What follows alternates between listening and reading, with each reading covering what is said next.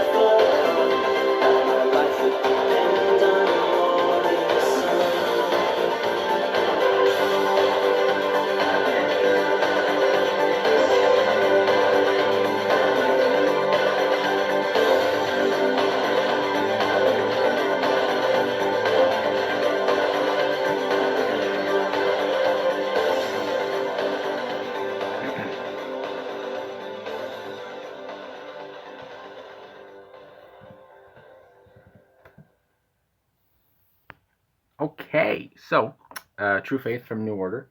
So that the whole thing there of I used to think the day would never come and all that kind of stuff. That's gonna be in my head. I can already tell you that.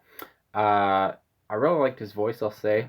It's very 80s. This is from 1987, and I heard a lot of like kind of Depeche Mode kind of sounds, like that kind of little feeling of like Depeche Mode, like The Cure. I mean, it just it's from that era, I guess, like that whole sound, and yeah, I just really liked it. And also, just how I said this is like my second New Order song I've heard. I'm just kind of comparing it to Joy Division of like what I've heard from Joy Division, since I know a lot more Joy Division than New Order. And of course, Bernard Sumner is quite a different vocalist than Ian Curtis, and I mean their voices are way different, and it's nice to see like a difference. It's like New Order is a new thing. It was a new thing, whatever, in 1980, and that yeah, they just did their own new thing, and that Ian Curtis's voice, no one tried to replicate it. I guess it was just it's a different sound. It was just you know, I like it. So I guess yeah. So getting into the about on Genius.com. So I like to know what the songs are about. So here we go. True Faith was a single released by iconic 80s band New Order. The song peaked at number 4 in the UK and number 32 in the US. Songwriter Bernard Sumner said in an interview in 1999, True Faith is about drug dependency. I don't touch smack, but when I wrote that song, I tried to imagine what it's like to be a smackhead and nothing else matters to you except that day's hit. Okay, so yeah, just hearing the lyrics, I didn't really know like that it was gonna be about that, but yeah, and I mean, there's a link to the whole interview there, but I think I'm just good enough for this. So we'll get into some annotations. So it says with the first annotations from the first verse. So it says, I feel so extraordinary, something's got a hold on me. I get this feeling I'm in motion, a certain sense of liberty. I don't care because I'm not there, and I don't care if I'm here tomorrow. Again and again, I've taken too much of things that cost you too much. So, okay, yeah, rereading the lyrics now, yeah, it kind of makes sense that drugs are like a theme here. So it says, drugs are really expensive, double meaning taking too many drugs and money, but taking too many liberties and on people close to him, leading to costing him so much more than money, friends, and family, and possibly his life. So yeah, just the whole thing again about how drugs, they can cost you a lot of things, and I mean, it's it's been shown a lot, like from other music artists, that drugs can they kill, and that's you gotta really. I don't know what the word is, but you can't, don't overdose, I guess, basically. And yeah, I mean, drugs aren't the way to go for a lot of people. And so anyway, with the chorus, so it says, I used to think that the day would never come. I'd see the light in the shade of the morning sun. My morning sun is the drug that brings me near to the childhood I lost, replaced by fear. I used to think that the day would never come, that my life would depend on the morning sun. And yeah, I really like this chorus. It's really, I'd say, beautiful. It's a beautiful chorus. And yeah, I really like the rhyming scheme. I can't talk, but yeah. So in annotation, it says, "Seeing the light in something that you have finally come to the understanding of what around you already knew."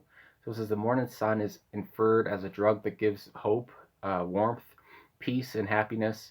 The shade is a nice touch to the darkness that the morning sun does have. It says being on drugs has allowed for better understanding, and as the lyrics indicate, this understanding is that the drugs allow one to feel happy as a child.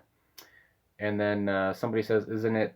I'd see delight in the shade of the morning sun." So yeah, so there's some differing opinions on the lyrics here.